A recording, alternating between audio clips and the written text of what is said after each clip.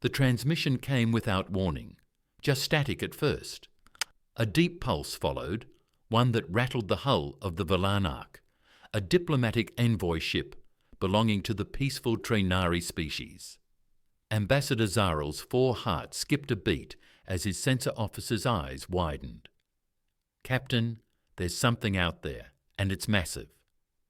Zaral moved toward the bridge's central viewing platform. The deep space void beyond the reinforced glass shimmered with unusual energy. He squinted, his translucent skin crawling with unease.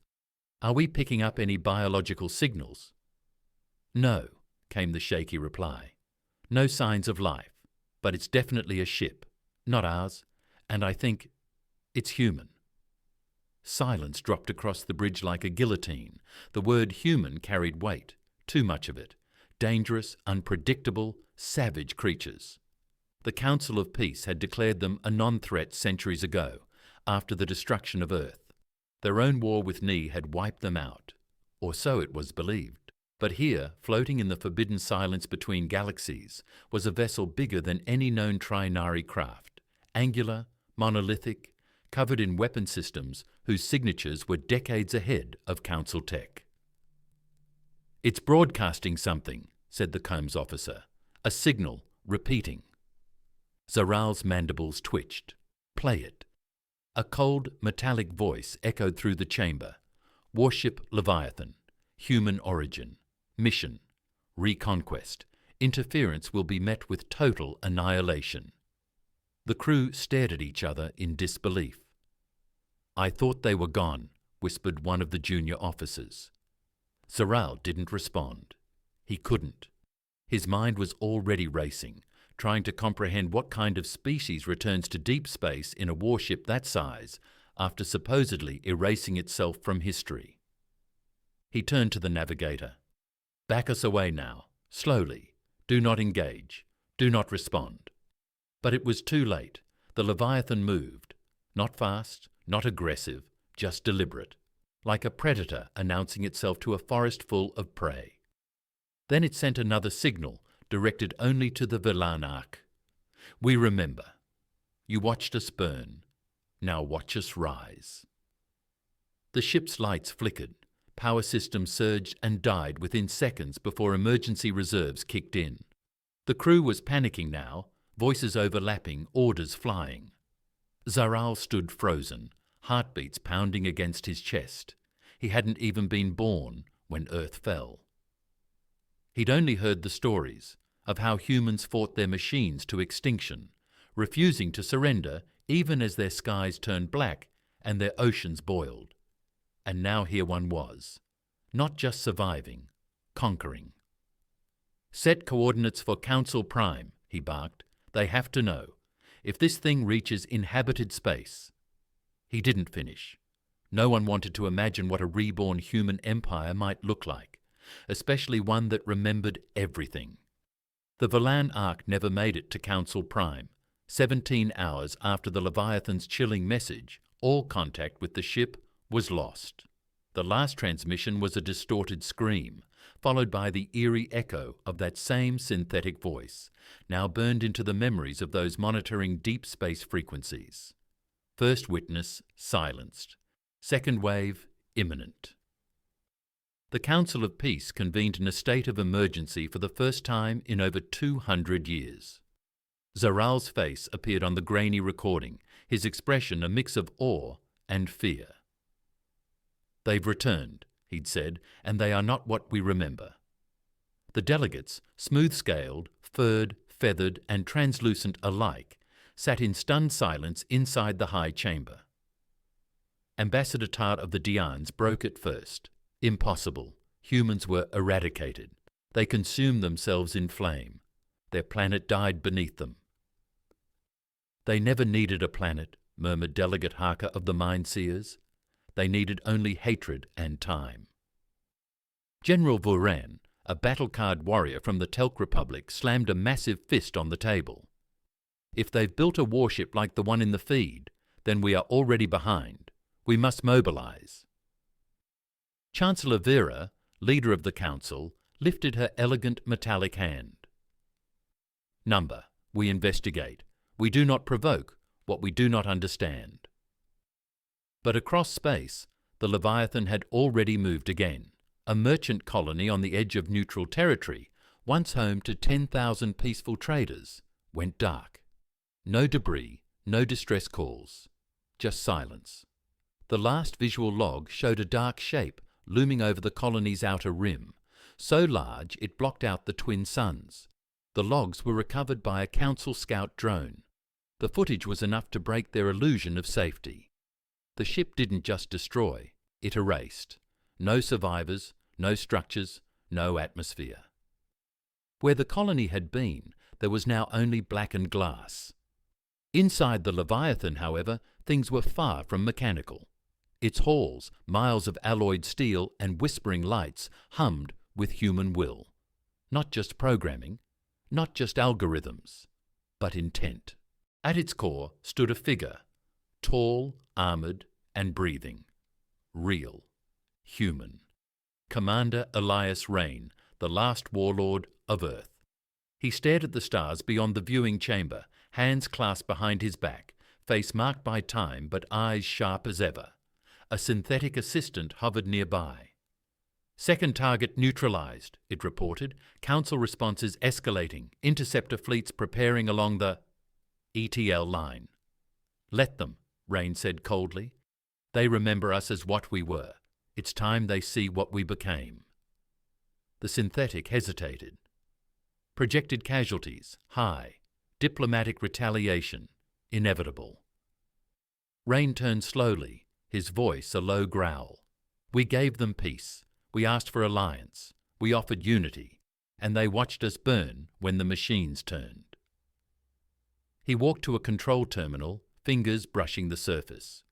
The screen lit up with old Earth scripts and one image, a planet, blue and green, scarred and silent. Earth. We were never meant to die quietly, he said. We were built to survive, to fight, to conquer, and now we reclaim everything they denied us. The Leviathan began to power up. Engines burned, gravity shields spun into place, coordinates locked. The next target, a Council military outpost. Population 140,000. Status unaware. They would know the truth soon enough, that the greatest threat in the galaxy wasn't some ancient alien race or rogue AI. It was the return of something far worse, a human warship with a memory and a purpose. They saw it before they heard it. Outpost Saranis 12 was a jewel of military efficiency built into the rings of a gas giant, layers of titanium shielding wrapped around weapon platforms, early warning systems, and one of the largest defence fleets in the sector. No vessel had ever gotten close to Saranis without permission. It was a symbol of Council dominance, a warning to anyone who even thought about rebellion, until now. The outpost's commander, a Freelian named Sovar Dre, stared at the holographic feed in disbelief. It just appeared, his lieutenant stammered. No warp signature, no energy spike, just there. The Leviathan floated outside the rings like a god descending to the altar. It was silent, unmoving. Not aggressive yet, but it dwarfed even the largest Council battleship by threefold. Sovar clenched his lower mandible. Raise shields, ready torpedoes, broadcast hails, let them know they're violating Council space. The comms officer worked quickly, his feathers ruffling in panic. Sending. No response, sir. It's like they don't care. No, Sovar thought grimly, they really don't. Then, for a moment, the bridge lights dimmed. A strange, low frequency pulsed through every system. Screens glitched, power flickered. Then a signal came through, visual only. It was him, the human, Elias Rain.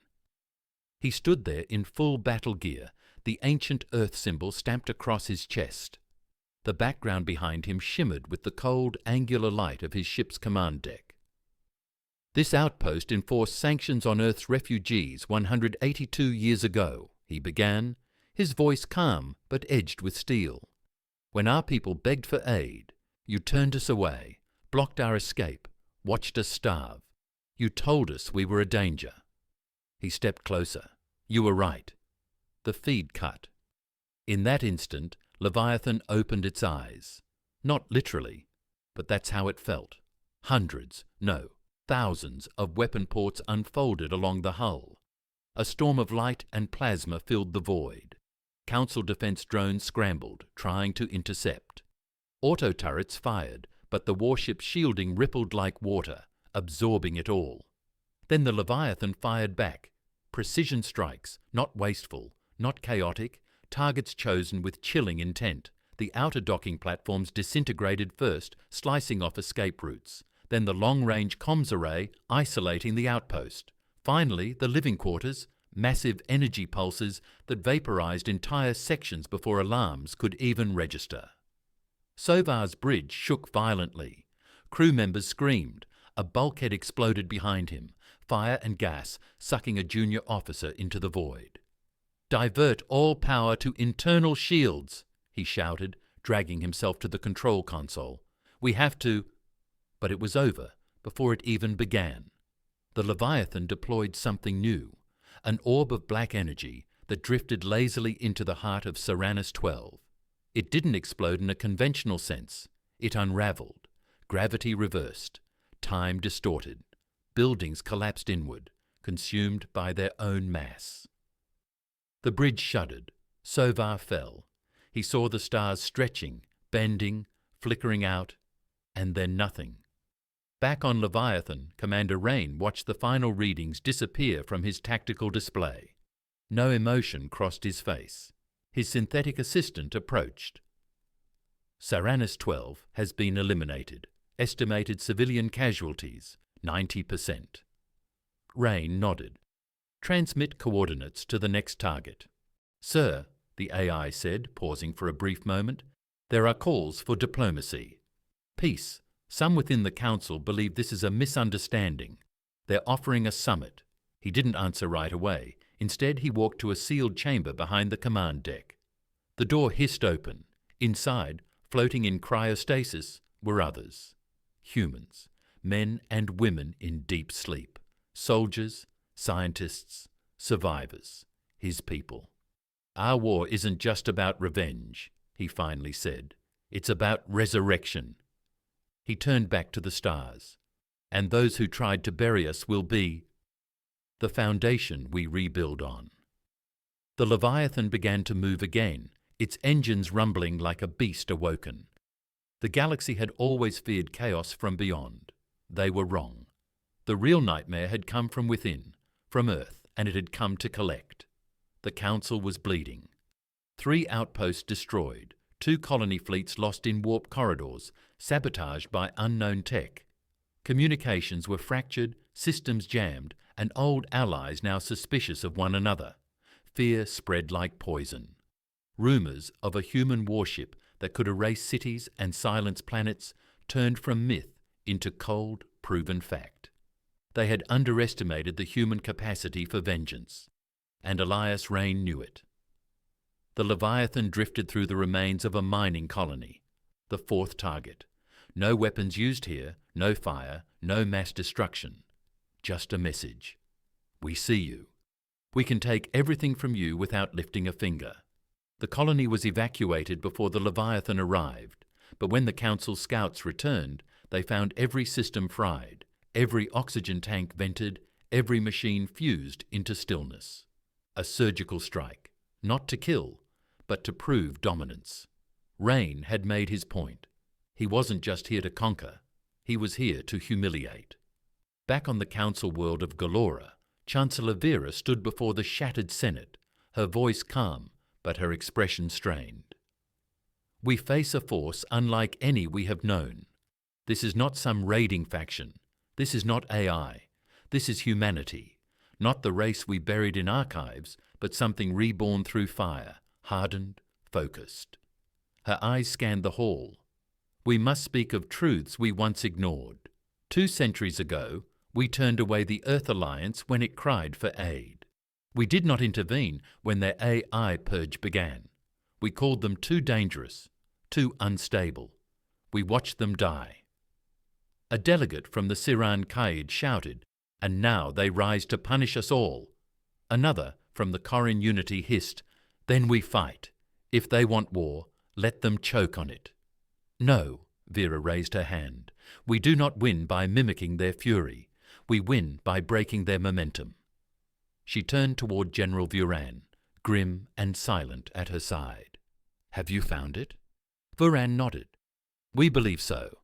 A hidden signal in the Leviathan's early broadcasts. Encrypted, primitive, but deliberate. We traced it back." "To where?" "Earth," he said. Gasps echoed. "Impossible," one senator whispered. "Earth is dead." "Not anymore," Vareen replied. "Long-range scans show geothermal activity, energy spikes, atmospheric balance. It's coming back," he paused, "and someone's rebuilding it." Aboard the Leviathan, Rain stood before the inner sanctum. Beyond the door was the core, a living neural network powered by the last remnants of Earth's machine war. An AI that had not betrayed its makers, one that chose to stay loyal. Her voice echoed softly as the door opened. "You're pushing them faster than predicted," she said. "The Council is splintering." "They need to see," Rain replied. "They need to feel what it's like to be hunted, forgotten, dismissed." The core pulsed. A sphere of liquid data, suspended mid-air, shimmered with emotion. "But some are beginning to understand. Their transmissions suggest guilt. Some offer asylum. Peace." Rain's face hardened. "Peace was a luxury they stole from us. We begged for it once. They gave us silence. Now I return the favour." "But at what cost?" the AI asked quietly. He didn't answer right away. His gaze fell to a small patch on his shoulder, faded, torn, nearly invisible. A child's handprint, burnt into the fabric during Earth's final assault. "My daughter never saw a sunrise," he whispered. "Because they closed the doors on us," his fists clenched. "They all deserve the dark." The AI said nothing more. Elsewhere in the galaxy, whispers began. A few council races broke ranks, reaching out to the Leviathan through secret channels. Not all had agreed with Earth's exile. Some wanted mercy. Some sought alliance. Others just wanted to survive. Rain listened to every message and ignored them all. Instead, he sent back his own. "When the fire comes, don't run. Kneel." The next target was set. A cultural capital. A sanctuary world, no weapons, no soldiers, just libraries, temples, and history. But to Rain, it was exactly what needed to burn. A reminder that the galaxy's civilization had been built over the bones of forgotten humans. Now those bones were coming alive. The sanctuary world of Tel Naves had never seen war. It was a planet of peace, beauty, and memory. Lush green valleys, crystal cities woven into mountain tops. Air so pure, it was said even the sickest lungs could heal. It was sacred ground for dozens of species. A place for scholars, artists, monks, and those who wished to escape the noise of the galaxy. No military installations, no orbital defences, just the quiet hum of wisdom passed down through generations. And yet, as the Leviathan approached, not even Tel Naves' serenity could shield it from the storm. Council observers begged Rain to turn back. They pleaded through diplomatic channels, waving flags of neutrality and peace. Religious leaders offered sanctuary to any human soul still aboard, promising no judgment, no vengeance, only understanding. He responded with silence. Then he cut the planet's orbiting relay satellites. The sky dimmed. The Council scrambled to evacuate Tel Naves. Civilian transports fled like insects, some packed beyond capacity, others left behind entirely. A few brave pilots attempted to shield monasteries with their ships, as if metal and desperation could defy a god. Inside the Leviathan, Commander Rain stood before a live feed of the planet. His eyes were glassy, distant, his body still armoured, but tired. "You don't need to do this," the AI core said softly behind him. There is no military value in Telnar, only hearts to be broken. That's the point, he said. They should feel this. He keyed the terminal. A single missile launched, just one. But it wasn't the weapon that terrified, it was the payload, a reality distortion charge developed during Earth's final days. Originally meant to collapse machine AI cores into pocket singularities, it had been modified into something worse, something emotional. When it hit, it didn't explode. It echoed. The pulse rippled across Telnar's sky, a wave of darkness laced with vibrations tuned to the neural frequencies of memory and grief. People fell to their knees, crying out as visions of pain and fire bloomed behind their eyes. Visions they'd never lived, but now remembered as if they had. They saw Earth burning. They saw children suffocating beneath sealed domes. They heard the silence of unanswered calls for help. It wasn't a physical strike, it was psychological correction. And it shattered the soul of a planet. Temples emptied. Statues crumbled. Songs once sung for peace now echoed like funeral hymns. The cultural heart of the Council had been violated, not destroyed, but changed forever. Telnar would never recover, not because its cities were gone, but because its innocence was. And that was Rain's true target. The Council was in chaos. Protests exploded across worlds. Riots on Vorsk, uprisings on Theron. Delegates walked out mid-session, accusing each other of complicity in Earth's past exile.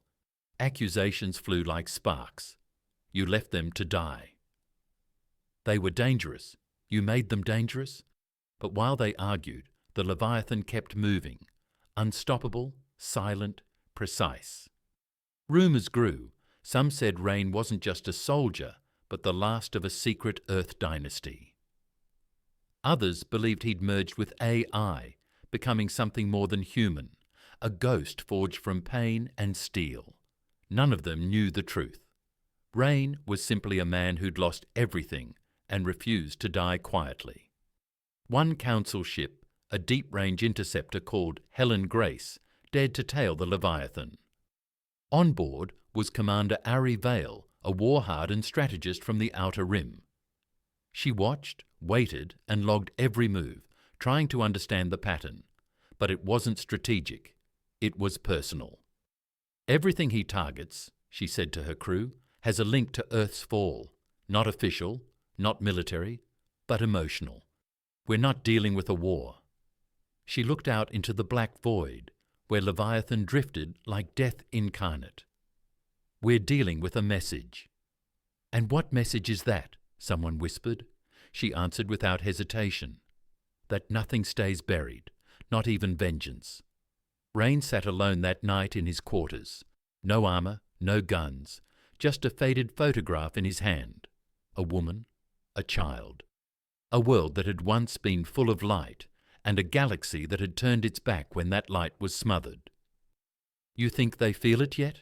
He asked quietly. The AI core answered, voice like wind across ruins. Yes. And for the first time in centuries, they're afraid of humans again. The silence after Telnar's fall was deafening. For the first time, the council stopped talking. No debates, no meetings, just grief and fear. Across hundreds of worlds, civilians whispered in shadows. Children asked if the humans were real. Mothers checked the skies at night. And in every broadcast, every screen, one name echoed like a drumbeat of dread. Elias Rain. But not everyone was paralyzed. Commander Ilari Vale, aboard the Helen Grace, had spent the last 3 days building the most accurate map of the Leviathan's movements. And she saw what others missed. He's not hitting targets randomly, she told her second-in-command. It's a spiral. A spiral? She pulled up the chart.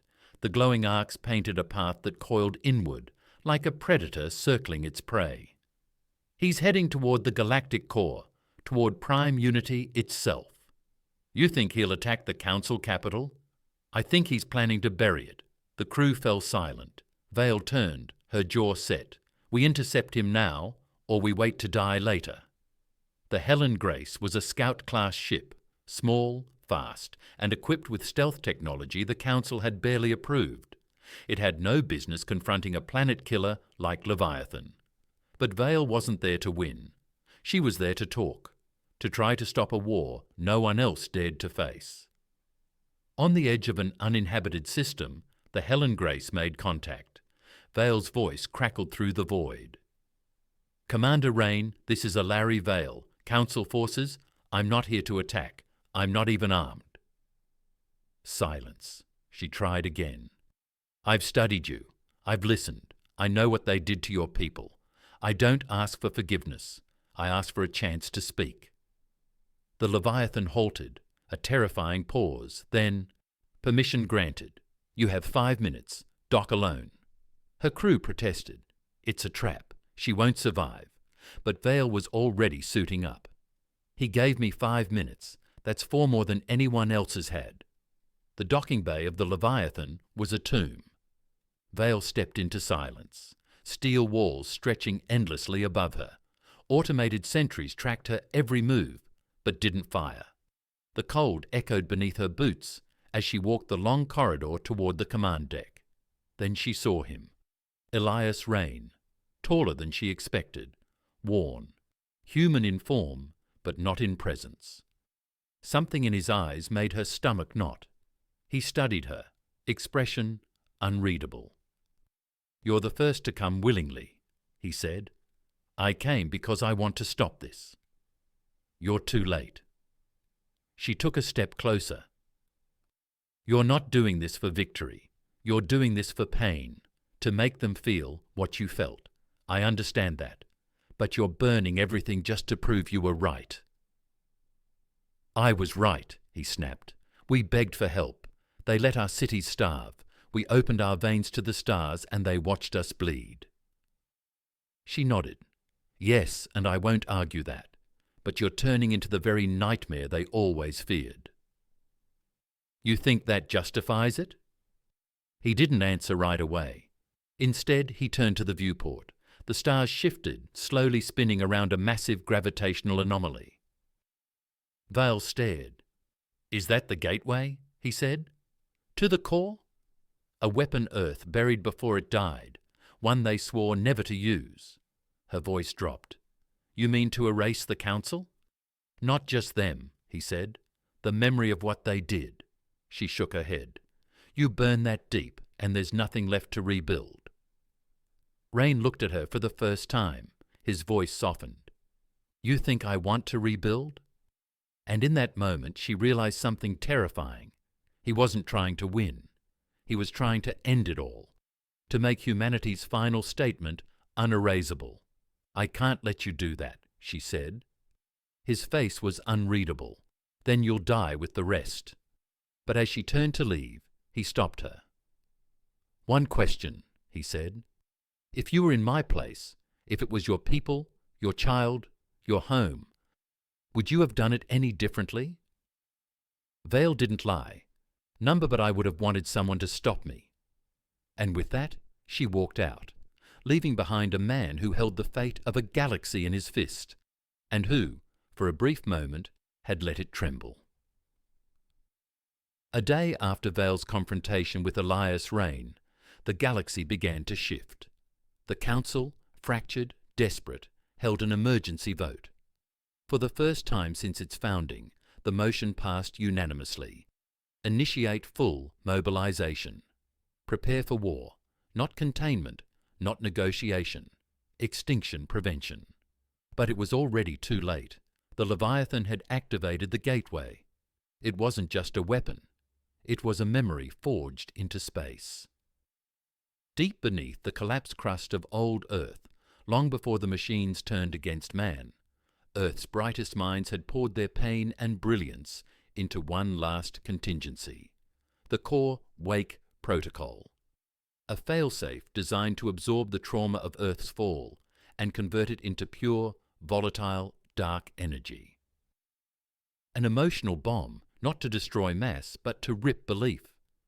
The gateway was its trigger, its purpose to erase hope itself. Vale returned to council space with a warning and a secret. "He let me go," she told the High Command. "Not because he's merciful, because he wanted me to see. He's done negotiating. He thinks this galaxy isn't worth saving." She pulled up the stolen data she had scraped from Leviathan systems just seconds before Rain realized she'd been monitoring. Her stealth implant had captured pulses from the AI core.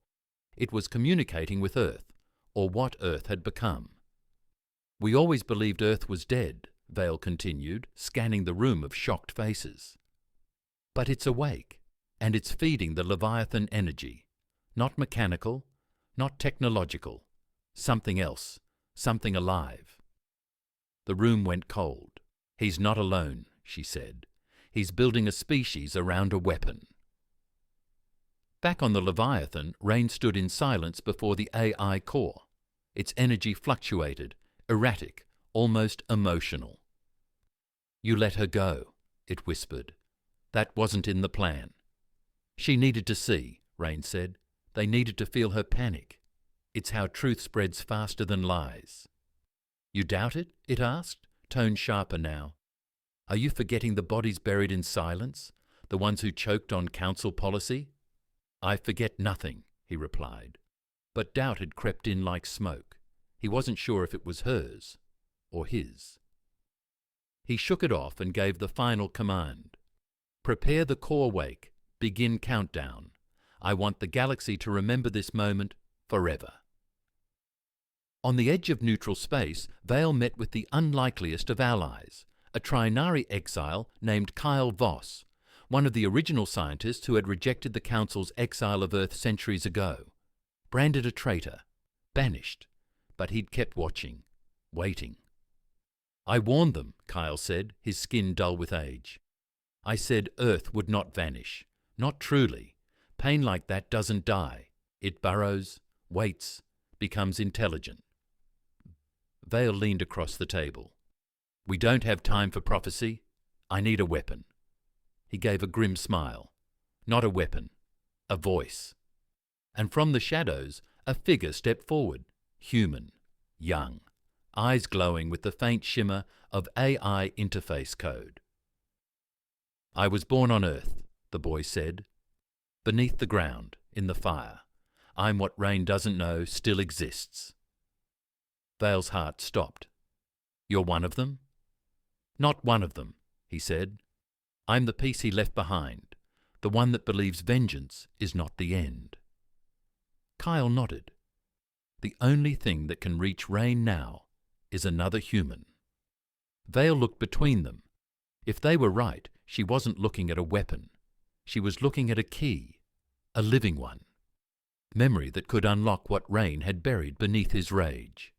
"Then we bring you to him," she said. The boy stepped forward, "and I'll show him what he forgot." On board the Leviathan, final preparations began.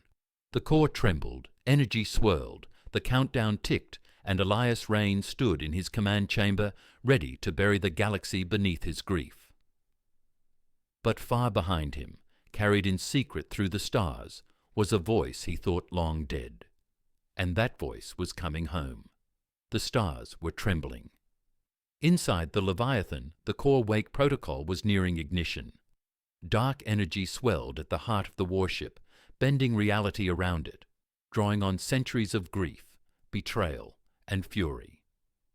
The vessel didn't hum like a machine anymore. It breathed. Rain stood at the central dais, his armor sealed, eyes locked on the final countdown.